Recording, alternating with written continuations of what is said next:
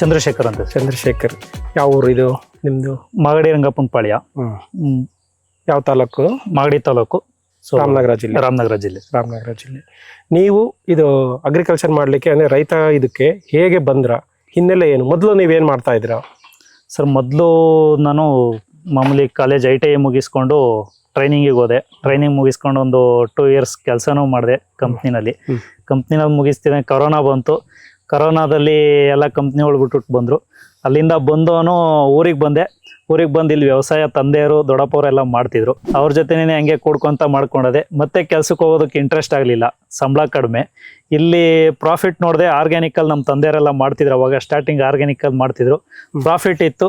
ಅದನ್ನೇ ಕಂಟಿನ್ಯೂಟಿ ಮಾಡ್ಕೊಂಡು ಹೋಗೋಣ ಅಂತ ತಂದೆಯವ್ರ ಜೊತೆ ಸೇರ್ಕೊಂಡು ಆರ್ಗ್ಯಾನಿಕ್ ಮಾಡ್ಕೊಂಡು ಹೋಗ್ತಾ ಇದೀನಿ. ಎಷ್ಟು ವರ್ಷದಿಂದ ನಿಮ್ ತಂದೆಯವರು ಮಾಡ್ತಾ ಇದ್ರು ಆರ್ಗ್ಯಾನಿಕ್? ನಮ್ಮ ತಂದೆಯವರು ಇಲ್ಲಿಗೆ ಕರೆಕ್ಟ್ ಆಗಿ 10 ವರ್ಷ ಆಯ್ತು ಆರ್ಗ್ಯಾನಿಕ್ ಸ್ಟಾರ್ಟ್ ಮಾಡಿ. ನಾನ್ ಬಂದು ಇಲ್ಲಿಗೆ 5 ವರ್ಷ ಆಯ್ತು. ಅವ್ರು ನನಗಿಂತ ಮುಂಚಿತವಾಗಿ 5 ವರ್ಷ ಆರ್ಗ್ಯಾನಿಕ್ ಗೆ ಅವರು ಟೈಅಪ್ ಆಗಿ ಅವಾಗ ಇನ್ನೂ ಸರ್ಟಿಫಿಕೇಶನ್ಗೆ ಇದ್ ಮಾಡ್ಕೊಂತ ಹೋಗ್ತಿದ್ರು. ಈಗ ಸರ್ಟಿಫಿಕೇಶನ್ ಇದೆ ನಿಮ್ದು? ಸರ್ಟಿಫಿಕೇಶನ್ ಇದೆ, ಕಂಪ್ನಿ ವೈಸ್ ಇದೆ ಸರ್ಟಿಫಿಕೇಶನ್. ಓಕೆ. ಈಗ ನೀವು ಮೊದಲು ಮಾಡ್ತಾ ಇದ್ದಿದ್ದು ಅಂದ್ರೆ ನಿಮ್ ತಂದೆಯವರು ಕೆಮಿಕಲ್ ಮಾಡ್ತಾ ಇದ್ದೀರಾ, ನೋಡಿದ್ರ ನೀವು? ಇತ್ತು. ಅವಾಗ ನಾವು ಕೆಮಿಕಲ್ ಮಾಡ್ತಿದ್ದೆ. ಯಾಕೆಂದ್ರೆ ಅವ್ರು ಹೇಳೋರು ಹಾಕು ಅಂತ ಹೇಳಿ ನಾವು ಅವಾಗ ಹಾಕ್ತಿದ್ದೋ ಕೆಮಿಕಲ್.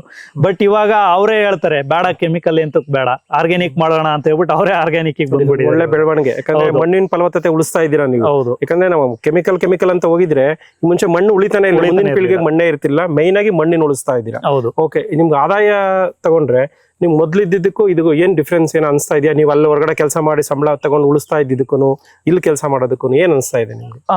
ಪರವಾಗಿಲ್ಲ. ಮೊದ್ಲು ಅಲ್ಲಿ ಇವಾಗ ನಮ್ದೇ ಕೆಲ್ಸಕ್ಕೆ ಅಂತ ಲೆಕ್ಕ ಹಾಕೊಂಡ್ರೆ ನಾವು ಮಾಡ್ತಿರೋದು ITIಗೆ ಆವರೇಜ್ ಅಂದ್ರೂ ಒಂದು 15,000 to 18,000 ಲಾಸ್ಟ್ ಕೊಡ್ತಿದ್ರು.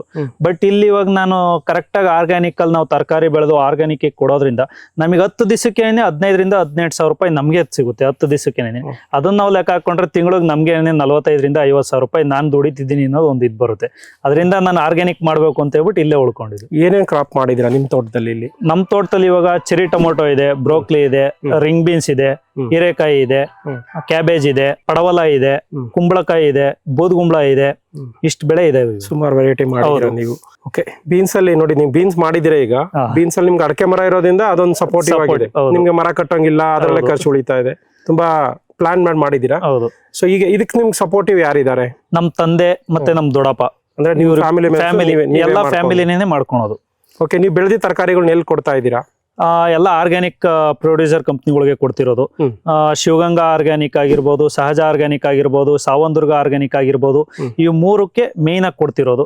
ಇದನ್ ಬಿಟ್ಟು ನಾವು ಮಂಡಿಗೆ ಅಂತ ಯಾವತ್ತು ಇದುವರೆಗೂ ಅಲ್ಲಿ 10 ವರ್ಷ ಆಯ್ತು. 10 ವರ್ಷದಿಂದ ಆರ್ಗ್ಯಾನಿಕ್ ಟೈಅಪ್ ಆಗಿದಾದ್ಮೇಲೆ 10 ವರ್ಷದಿಂದ ಮಂಡಿಗೆ ಅಂತ ಕಳಿಸಿಲ್ಲ. ಅಲ್ಲೇನಾದ್ರೂ ರಿಜೆಕ್ಷನ್ ಆಗಿದ್ದ ಐಟಮ್ ಬಂದ್ರೆ ಇಲ್ಲಿ ಕಸ ಆಗ್ಬೇಕು, ಗೊಬ್ಬರ ಆಗಿ, ಅದ್ ಕಸ ಆಗಿ ಗೊಬ್ಬರ ಆಗಿ ಮತ್ತೆ ಅದನ್ನ ರಿಯೂಸ್ ಮಾಡ್ಕೊಂತಿದೀವಿ ಹೊರತು ನಾವು ಮಂಡಿಗೆ ಅಂತ ಕೊಡೋದಿಲ್ಲ. ಈಗ ಸಾವಂದುರ್ಗ ಆರ್ಗ್ಯಾನಿಕ್ಸ್ ಕೊಡ್ತಾ ಇದ್ದೀರಾ. ಸಾವಂದುರ್ಗ ಆರ್ಗ್ಯಾನಿಕ್ಸ್ ಅಲ್ಲಿ ನಿಮ್ಗೆ ವಾರದಲ್ಲಿ ಪೇಮೆಂಟ್ ಎಷ್ಟಾಗ್ಬೋದು? ಒಂದು ವಾರದ್ದು ಅಂತ ತಿಳ್ಕೊಂಡ್ರೆ ಒಂದು 50,000 to 60,000 ರೂಪಾಯಿ ವಾರಕ್ಕೆ ಆಗ್ತಿದೆ. 60,000 ಎಷ್ಟು ಉಳಿಯುತ್ತೆ ನಿಮ್ಗೆ? 60,000 ಒಂದು 20,000 ಖರ್ಚು ಹೋಗುತ್ತೆ, 40,000 ಉಳಿಯುತ್ತೆ ನಮ್ಗೆ. 40,000 ಅಂದ್ರೆ ನೀವು ಒಂದ್ ತಿಂಗಳಲ್ಲಿ 1,00,000 ಆದ್ರೂ ಮಿನಿಮಮ್ ಉಳಿಸ್ದಂಗ ಆಯ್ತು. ಹೌದು. ಓಕೆ. ಇದೊಂದು ಒಳ್ಳೆ ಬೆಳವಣಿಗೆ ಅಂತ ಅನ್ಸುತ್ತೆ. ಸೊ ಇಲ್ಲಿ ವೆರೈಟಿನಲ್ಲಿ ನೀವು ಈಗ ಚೆರಿ ಮಾಡಿದೀರಾ. ಹೌದು. ಚೆರಿನಲ್ಲಿ ಹೇಗಿದೆ? ಚೆರಿ ಟೊಮೊಟೊದಲ್ಲಿ ಹೇಗಿದೆ ಬೆಳವಣಿಗೆ? ಏನು ಚೆರಿ ಟೊಮೊಟೊ ಪರವಾಗಿಲ್ಲ. ನಾವು ಇದೇ ಸತಿ ಫಸ್ಟ್ ಹಾಕಿದ್ದು, ಚೆನ್ನಾಗಿದೆ. ಇವಾಗ ಆಲ್ರೆಡಿ 1 ಟನ್ ಕಾಯಿ ಕಿತ್ತಿದೆ. ನಾನು ಇನ್ನೂ ಒಂದು 3-4 ಟನ್ ಕಾಯಿ ಕೀಳ್ಬೇಕು ಅಂತ ಎಕ್ಸ್ಪೆಕ್ಟ್ ಮಾಡ್ತಾ ಇದ್ದೀನಿ.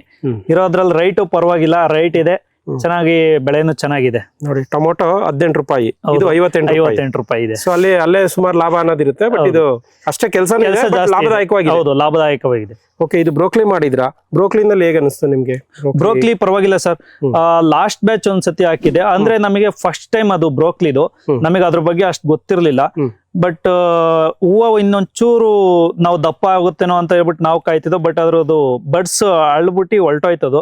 ನಮಗೆ ಅದು ಗೊತ್ತಾಗ್ಲಿಲ್ಲ. ಬಟ್ ಈ ಬ್ಯಾಚ್ ಚೆನ್ನಾಗಿ ಬಂತು. ನಮ್ಗೆ ಅದು ಕರೆಕ್ಟ್ ಆಗಿ ಮೆಚುರಿಟಿ ಟೈಮಿಂಗ್ಸ್ ಕರೆಕ್ಟ್ ಆಗಿ ಓದ್ ಬ್ಯಾಚ್ ಗೊತ್ತಾಗಿದ್ದಕ್ಕೆ ಈ ಬ್ಯಾಚ್ ಕರೆಕ್ಟ್ ಆಗಿ ಕಟ್ ಮಾಡಿ ಹಾರ್ವೆಸ್ಟಿಂಗ್ ಮಾಡ್ದು.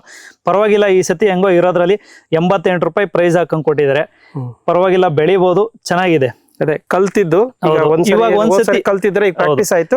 ಇದನ್ನ ನೀವು ನೆಕ್ಸ್ಟ್ ಮಾಡ್ತಾ ಇದೀವಿ. ಲಾಸ್ಟ್ ಟೈಮ್ ಏನೇ ನಾವು ಲಾಸ್ ಆಗೋಯ್ತು ಅಂತ ಬಿಟ್ಟಿದ್ರೆ ಈ ಬ್ಯಾಚ್ ನಮಗೆ ಅದು ಗೊತ್ತಾಗ್ತಿರ್ಲಿಲ್ಲ. ಮರಳಿ ಪ್ರಯತ್ನ. ಹೌದು.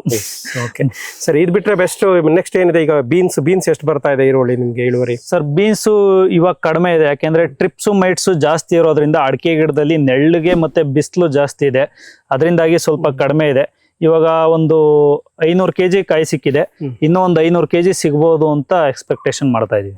ಆಕ್ಚುಲಿ ಬಿಸಿಲು ಜಾಸ್ತಿ ಇರೋದ್ರಿಂದ ಬಿಸ್ಲು ಫ್ಲವರ್ ಡ್ರಾಪ್ ಜಾಸ್ತಿ ಆಗ್ತಾ ಇದೆ. ಹೌದು. ಸೊ ಏನಂದ್ರೆ ನಿಮ್ಗೆ ಅದರಲ್ಲೂ ಸ್ವಲ್ಪ ಅಡಕೆ ಸಪೋರ್ಟ್ ಇರೋದ್ರಿಂದ ಇನ್ ಸ್ವಲ್ಪ ಕಡಿಮೆ ಆಗಿದೆ. ಬೇರೆ ರೈತರು ಮಾಡಿರೋದ್ರಲ್ಲಿ ಇವಾಗ ಬೀನ್ಸ್ ಆಕ್ಚುಲಿ ನಮ್ಗೆ 600 kg 700 kg ಬರ್ತಾ ಇದ್ದಿದ್ದು 100 ಹೌದು, ಅಷ್ಟು ಕಡಿಮೆ ಆಗಿದೆ. ನೋಡಿದೀನಿ ಈ ಬೇಸಿಗೆನಲ್ಲಿ ಮಾತ್ರನೇ ಅಡಿಕೆ ಒಳಗಡೆ ಬೀನ್ಸ್ ಆಗಿರ್ಬೋದು, ಪಡವಲ ಆಗಿರ್ಬೋದು, ಈ ತರ ಸೌತೆಕಾಯಿ ಕೂಡ ಹಂಗೆ ನೆರಳು ಎಷ್ಟು ಚೆನ್ನಾಗಿದೆಯೋ ಅಷ್ಟು ಚೆನ್ನಾಗಿ ಇಳುವರಿ ಬರುತ್ತೆ. ಬಟ್ ಬೇರೆ ಬೆಳೆಗಳೆಲ್ಲ ಹಾಕೋಣದಕ್ಕೆ ಆಗೋದಿಲ್ಲ ಈ ಅಡಿಕೆ ಗಿಡದೊಳಗಡೆ ಇವಾಗ ಇದು ಜೊತೆಗೆ ಕ್ರಾಪ್ ರೊಟೇಷನ್ ಮಾಡ್ತಾ ಇದ್ರಲ್ವಾ? ಹೌದು, ಯಾವ ಕ್ರಾಪ್ ಹಾಕಿದ್ರ? ಇವಾಗ ಒಂದ್ಸರಿ ಯಾವ್ದೋ ಕ್ರಾಪ್ ಬೆಡ್ ಅಲ್ಲಿ ಹಾಕಿದ್ರ, ಅದ್ರ ನೆಕ್ಸ್ಟ್ ಏನ್ ಮಾಡ್ತೀರಾ? ಇವಾಗ ಲಾಸ್ಟ್ ಬ್ಯಾಚ್ ಚೆರಿ ಟೊಮೊಟೊನಲ್ಲಿ ಕಾಲಿಫ್ಲವರ್ ಮಾಡಿದ್ದು. ಕಾಲಿಫ್ಲವರ್ ಮಾಡಿದಾದ್ಮೇಲೆ ಇವಾಗ ಚೆರಿ ಟೊಮೊಟೊ ಹೋಗಿದೀವಿ. ಏಂತ ಕಾರಣ ಅಂದ್ರೆ ಕ್ಯಾಬೇಜು ಕಾಲಿಫ್ಲವರು ಈ ಏನ್ ಕ್ರಾಪ್ ಮಾಡಿರ್ತೀವಲ್ಲ ಅದಕ್ಕೆ ನಾವು ವಿಲ್ಟ್ ಪ್ರಾಬ್ಲಮ್ ಕಡಿಮೆ ಇರುತ್ತೆ. ಅದನ್ನ ಮಾಡಿದಾದ್ಮೇಲೆ ಬೇಕಾದ್ರೆ ಟೊಮೊಟೊ ಇವಾಗ ಎಲ್ಲರೂ ಹೇಳ್ತಾರೆ ಸತ್ತೋಯ್ತದೆ, ಗಿಡ ಸತ್ತೋಯ್ತದೆ ಅಂತ ಹೇಳಿ. ಕ್ಯಾಬೇಜು ಅಥವಾ ಕಾಲಿಫ್ಲವರ್ ಮಾಡಿದಾದ್ಮೇಲೆ ನೀವು ಟೊಮೊಟೊ ಪ್ಲಾನಿಂಗ್ ಮಾಡಿ, ಟೊಮೊಟೊ ಸಾಯೋದಿಲ್ಲ, ಗಿಡ ವಿಲ್ಟ್ ಪ್ರಾಬ್ಲಮ್ ಕಡಿಮೆ ಇರುತ್ತೆ. ಆತರ ನಾನು ಫಸ್ಟ್ ಕಾಲಿಫ್ಲವರ್ ಮಾಡಿದೆ. ಕಾಲಿಫ್ಲವರ್ ಮಾಡಿದಾದ್ಮೇಲೆ ಇವಾಗ ಚೆರಿ ಟೊಮೊಟೊ ಮಾಡಿದೀನಿ. ಇವಾಗ ಚೆರಿ ಟೊಮೊಟೊ ಆಗಿದಾದ್ಮೇಲೆ ಬೇರೆ ಇನ್ಯಾವ್ದಾದ್ರು ಸೋರೆ ಗಿಡನೋ ಹೀರೆ ಗಿಡನೋ ಈ ತರ ಕ್ರಾಪ್ ಪ್ಲಾನಿಂಗ್ ಚೇಂಜ್ ಮಾಡ್ತಾ ಇರ್ತೀವಿ. ಅಂದ್ರೆ ಒಂದೇ ತರದ ಬಳ್ಳಿ ಬೆಳೆಗಳ ಮತ್ತೆ ರೊಟೇಷನ್ ಮಾಡೋದಿಲ್ಲ. ಒಂದ್ಸತಿ ಬಳ್ಳಿ ಬೆಳೆ ಆದ್ರೆ ನೆಕ್ಸ್ಟ್ ಟೈಮಿಗೆ ಮತ್ತೆ ಬೇರೆ ಬೆಳೆ, ಆ ತರ ಪ್ಲಾನಿಂಗ್ ಮಾಡ್ತಿದ್ವಿ. ಒಳ್ಳೇದು. ಅದ್ರ ಜೊತೆಗೆ ನೀವು ಅಂದ್ರೆ ಈಗ ಕ್ರಾಪ್ ರೊಟೇಷನ್ ಮಾಡ್ತಾ ಇದ್ದೀರಾ, ಜೊತೆಗೆ ಇದು ಅಲ್ಪಾವಧಿ, ಮಧ್ಯಮಾವಧಿ, ದೀರ್ಘಾವಧಿ ಮೂರು ಬೆಳೆಗಳು ಮಾಡ್ತಾ ಇದ್ದೀರಾ. ಓಕೆ. ಸೊ ಇದಕ್ಕೆಲ್ಲ ನೀವು ಇನ್ಪುಟ್ಸ್ ಏನೇನ್ ಕೊಡ್ತಾ ಇದ್ದೀರಾ ಇವಾಗ? ಜೀವಾಮೃತ, ಘನಜೀವಾಮೃತ, ಆರ್ಗ್ಯಾನಿಕ್ ಪೊಟ್ಯಾಶ್ ಇದೆ, ಭೂಮಿ ಸುಧಾ ಅಂತ ಹೇಳಿದ್ವಿ. ಇವಾಗ ಹೊಸದಾಗಿ ತಗೊಂಡಿದೀವಿ ಆಡ್ ಶಾಪ್ ಭೂಮಿ ಸುಧಾ ಮತ್ತೆ ಭೂಮಿ ಕ್ರಾಪ್ ಅಂತ ಹೇಳಿ. ಈ ತರ ಹೊಸದಾಗಿ ಬರೋ ಇನ್ಪುಟ್ಸ್ ಕೆಮಿಕಲ್ ಯಾವುದೇ ರೀತಿ ಕೊಡ್ತಿಲ್ಲ ನಾವು. ಓಕೆ ಸರಿ. ಬೇರೆ ನೀವು ಈ ಪ್ರಾಕ್ಟೀಸಸ್ ಹಳೇದು ಈಗ ಹಿಂದಿನ ವರ್ಷ ಈ ವರ್ಷಕ್ಕೂ ಏನಾದ್ರು ಬದಲಾವಣೆ ಅಂತ ಕಾಣಿಸ್ತಾ ಇದೆಯಾ ನಿಮ್ಗೆ?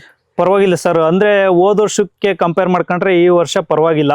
ಅಂದ್ರೆ ನಾವು ಯಾವ ರೀತಿ ಭೂಮಿನ ಕರೆಕ್ಟ್ ಆಗಿ ಫಲವತ್ತತೆ ಮಾಡ್ಕೊಂಡು ಹೋಗ್ತಿರ್ತೀವೋ ಅದ್ರ ಮೇಲೆ ನಾವು ಡೆವಲಪ್ ಕಾಣ್ತಾ ಮಣ್ಣನ್ನು ಉಳಿಸಿದ್ರೆ. ಹೌದು, ನಮ್ಮನ್ನು ಉಳಿಸುತ್ತೆ. ನಾವು ಜನಗಳು ಎಷ್ಟೋ ಜನ ನಾವ್ ಎಷ್ಟು ಹೇಳಿದ್ರು ಕೇಳ್ತಾ ಇಲ್ಲ, ತಿಳ್ಕೊಳಲ್ಲ ಅವರು. ಮಣ್ಣನ್ನು ಉಳಿಸಿದ್ರೆ ಮಣ್ಣು ತಮ್ಮನ್ನು ಖಂಡಿತ ಉಳಿಸ್ಕೊಂಡು ಹೋಗುತ್ತೆ. ನಾವು ಬೆಳೆ ಬೆಳೆಯೋದು ಮಣ್ಣಿಂದಾನೆ. ಹೌದು, ನಾವು ಏನ್ ಕೊಟ್ರು ಮಣ್ಣು ಕೊಡೋದ್ರಿಂದ ಮಣ್ಣಿಗೆ ಏನ್ ಒಳ್ಳೇದು ಕೊಡ್ತೀವೋ ನಮ್ಗೆ ಅದು ಒಳ್ಳೇದು ಕೊಡುತ್ತೆ. ಅನ್ನ ಕೊಡುವ